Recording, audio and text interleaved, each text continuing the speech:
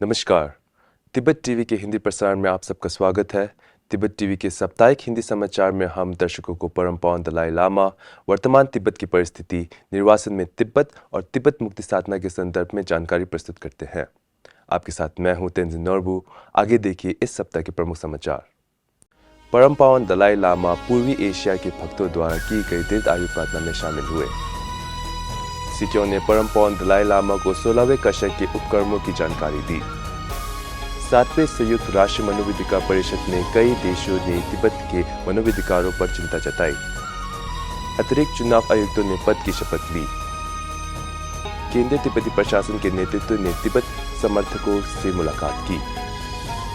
यूरोपीय संसद ने democracy the gift of his holiness the 14th Dalai Lama to Tibet शीर्षक से एक विचित्र का प्रदर्शन किया। फ्रांस सेनेट ने परम पावन दलाई लामा का 90वें जन्मदिन मनाया। प्रतिनिधि डॉक्टर त्सेवांग ग्याल्पो आर्या अल्पसंख्यकों पर चीन के निरंतर कब्जे पर आक्रामकता के खिलाफ सेमिनार में शामिल हुए। साप्ताहिक अवलोकन करुणा वर्ष का उत्सव।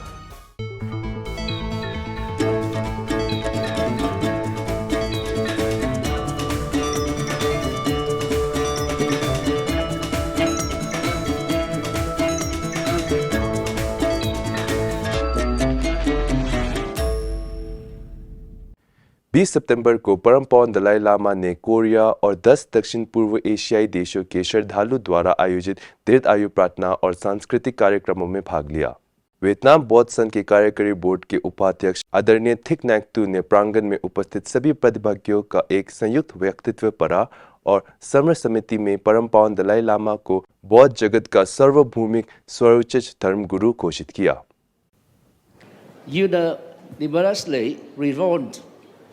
To honor his unparalleled contribution to global peace and harmony, and especially to the spiritual welfare of the followers of diverse faiths. In recognition of these immense services, we hereby declare His Holiness the 14th Dalai Lama the universal Supreme Patriarch of Buddhist world. परम पावन दलाई लामा ने सभा में अपने संबोधन के दौरान अपने जीवन में किए गए सभी बौद्ध दार्शनिक अध्ययनों को याद किया तथा इस बात पर प्रकाश डाला कि जीवन भर उनका प्राथमिक अभ्यास बौद्धचित आत्मज्ञान के लिए परोपकारी आकांक्षा तथा शून्यता के दृष्टिकोण को विकसित करना रहा है।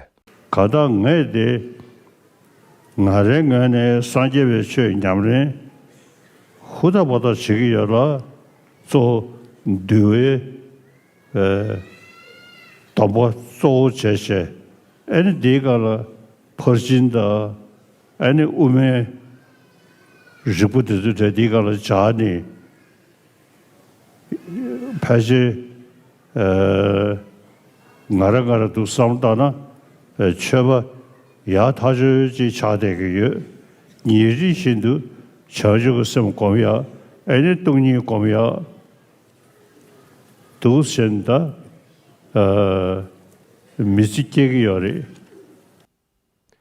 सितंबर को परम पावन दलाई लामा ने केंद्रीय तिब्बती प्रशासन के सिक्योंग पेम्बा त्सिरिंग से व्यक्तिगत मुलाकात की, जहां सिक्योंग ने परम पावन को 16वें कशक के कार्यकाल के दौरान किए गए कार्यों और उपलब्धियों के बारे में जानकारी दी। मीडिया के साथ बातचीत के दौरान सिक्योंग ने 16वें कशक के नेतृत्व और परियोजनों पर परम पावन की संतुष्टि साझा की।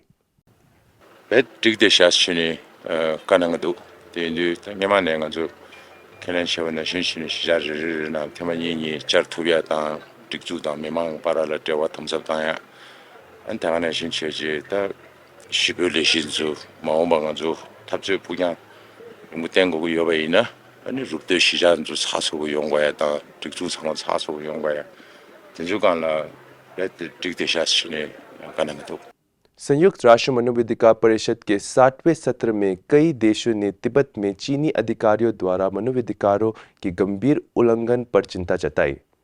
यूरोपीय संघ, जापान, डेनमार्क और स्वीडन ने तिब्बत के अंदर मानवाधिकार की स्थिति पर चिंता व्यक्त की और मानवाधिकार रक्षकों की रिहाई का आह्वान किया। ऑस्ट्रेलिया ने जोर देकर कहा कि परम पावन दलाई लामा के पूर्ण जन्म सहित धार्मिक नेताओं की चयन प्रक्रिया में चीन को कोई भूमिका नहीं मिलनी चाहिए। जर्मनी ने चीन से अंतर्राष्ट्रीय दमन का आह्वान किया। फिनलैंड और स्विट्जरलैंड ने चीन से अल्पसंख्यक अधिकारों पर अंतर्राष्ट्रीय सम्मेलनों का सम्मान करने का आग्रह किया और आयरलैंड और यूनाइटेड किंगडम ने अभिव्यक्ति और धर्म की स्वतंत्रता का आह्वान किया। सत्र के 15वें दिन जिनेवा स्थित तिब्बत ब्यूरो से संयुक्त राष्ट्र के एडवोकेसी अधिकारी फुन्सो तोपकेल ने अपने वक्तव्य में कई अनसुलझे मामलों की ओर ध्यान आकर्षित किया, जिनमें छोगिल मठ के प्रमुख लामा टुगुपांडे वांगिल की हिरासत में मृत्यु, दोरजे टेशी की निरंतर मनमानी कारावास और उनकी बहन गुम्बुकी के विरोध राज्य द्वारा की गई प्रतिशोधात्मक कार्रवाई, वियतनाम में टुगु रिंजिन हुंकुर दोरजे रिम्पुचे की सिद्धांत मृत्यु, परम पावन दलाई लामा के 90वें जन्मदिन के उपलक्ष्य में एक कवर गीत प्रस्तुत करने पर तिब्बती गायकों उत्सुकते और पलचुंग की हिरासत और एक जल विद्युत परियोजनाओं का विरोध करने वाले येना मठ के वरिष्ठ भिक्षुओं की गिरफ्तारी शामिल है। फुन्सो तोपकेल ने कहा कि यह दमन का एक व्यापक पैटर्न को दर्शाता है और उन्होंने तत्काल जांच का अनुरोध किया। 1 अक्टूबर को नांगसा छुडन और त्सिरिंग युडन ने तिब्बती मुख्य न्याय आयुक्त यिशी वांगमो से 2 अतिरिक्त चुनाव आयुक्तों के रूप में पद की शपथ ली। इस कार्यक्रम में केंद्रीय तिब्बती प्रशासन के नेता भी उपस्थित थे। नांगसा छुडन और त्सिरिंग युडन 2026 के तिब्बती आम चुनाव के पूरा होने तक पद पर बने रहेंगे। ngaran chita yapchong kuna shungshep surwach che ni mis chata zenju pemi tikzu nang ye ba chik thone en thare kechen thenje chen ranjing gi teze din nang ne ya chik te che kharsore lega zata buta kechen bu shiu chi gi thola ani chejung ma te vele ne khe bu cham ge ngaran ro bu chin na sembe sowe na ta chik so so nang mi de yang ya chik love in some year to so chung song chung ban shi ta le ga che chung khari bai ne thande kap kin ne dan te bai ne kyarum che kong da phe be to ne thalu thak ba tu ke ji na la ni cham je lo ta ani katin che ting ki lo sung chi shue ki ne dan chi kap la tin de khö te ngara sam bai na sonam chen bo je sam che cao cùng cái chế chích số số chuyện đang cái tăng mi làm mà tôi về là some năm đã thôi ta khăn ta ngắn chơi xếp chi thu đi năng này có sao chúng bọn này xin chuyện mi làm mà tôi về khán thu du chích xuế cái some lúc tí cái thôi này ta ngắn chơi cái trên trên để xuế ta ra này anh lấy cái tham dự để tu chuyện này là some năm đã thôi tu xuế yên xuế chỉ ta số số cái thôi này ta 미세 간자당 아주 지소디나 내가 친데리 시림도네 친데네 배마치 뒤로 정와서 치래 다 단다 차니야 다 고리 다가 나라야 랭게 만다 친디 간데다 랭게 딜레게 수수기 단다버들 하산남다 친 타운 되게 하산남다 돈이니 직직시다 마게 와다니 팀다 튠바치 채고섬이 조섬된 부예시 19 सितंबर को केंद्रीय तिब्बती प्रशासन के सिक्योंग पेम्बा त्सिरिंग और कलो चांगरा थालम ड्रोमा ने एडला इन्फेंस Tibetan या तिब्बत बाल सहायता के एक प्रतिनिधि मंडल से मुलाकात की। कलो चांगरा थालम ड्रोमा ने तिब्बती छात्रों के सामने मौजूद वर्तमान चुनौतियों पर प्रकाश डाला और प्रतिभाशाली छात्रों को छात्रवृत्ति के अवसर प्रदान करने के लिए विदेशी सहायता की वास्तविक आवश्यकता पर जोर दिया। AET प्रतिनिधि मंडल ने स्वास्थ्य विभाग के सचिव छम्पा फिंजो के साथ भी एक अलग बैठक की। उसी दिन सिक्योंग ने भी श्रद्धालु के एक समूह से मुलाकात की जो परम पावन दलाई लामा के लिए आजीवन प्रार्थना करने के लिए उपस्थित थे। 23 सितंबर को ब्रसेल्स स्थित तिब्बत कार्यालय ने यूरोपीय संसद सदस्य हंस हाइडी, यूरोपीय संसद तिब्बती मित्र के उपाध्यक्ष और यूरोपीय संसद सदस्य मॉरिस कमिंस्की के सहयोग से यूरोपीय संसद में लोकतंत्र परम पावन 14वें दलाई लामा का तिब्बत को उपहार विचित्र का सफलतापूर्वक आयोजन किया। MEP हंस हाइडी ने अपने प्रारंभिक भाषण में परम पावन दलाई लामा के साथ अपनी बैठकों पर विचार किया तथा तिब्बती मुद्दे के प्रति अपने निरंतर समर्थन की पुष्टि की। इस कार्यक्रम में दोनों सह मेजबान MEP और उनके समर्पित कर्मचारी, अन्य MEP कार्यालय के सहकर्मी, ताइवान मिशन कार्यालय के एक प्रतिनिधि, साथ ही VTAC, SFT और ICT ब्रसेल्स के सदस्य तथा यूरोप के विभिन्न भागों में रहने वाले 12 युवा तिब्बतियों ने भाग लिया।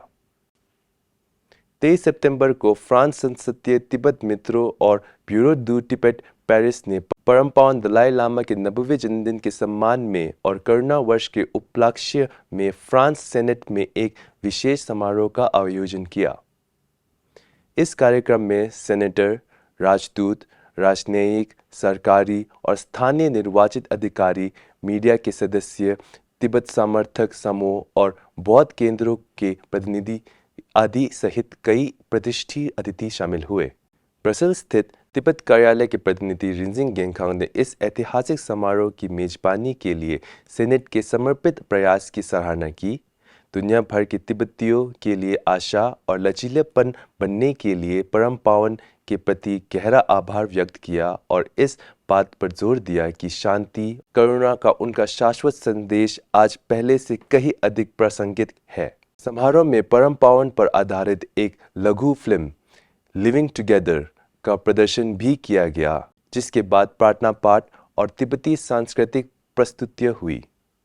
पीपल्स रिपब्लिक ऑफ चाइना की 76वीं स्थापना वर्षगांठ के अवसर पर चीनी शासन ने प्रेरित तिब्बतियों, युगुरों, दक्षिण मंगोलों और अन्य लोगों के एक समूह ने पिछले रविवार को चीन के दशकों की कब्जे और दमन पर चर्चा के लिए एक वार्ता सत्र का आयोजन किया।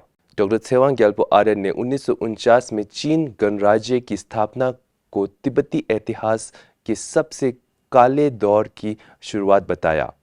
उन्होंने चीन की औपनिवेशिक बोर्डिंग स्कूल नीति, तिब्बती धार्मिक नेताओं की पुनर्जन्म की प्रक्रिया में हस्तक्षेप और इस वर्ष की शुरुआत में वियतनाम में टुगु दोर्जे की रहस्यमय ढंग के लापता होने की ओर ध्यान आकर्षित किया।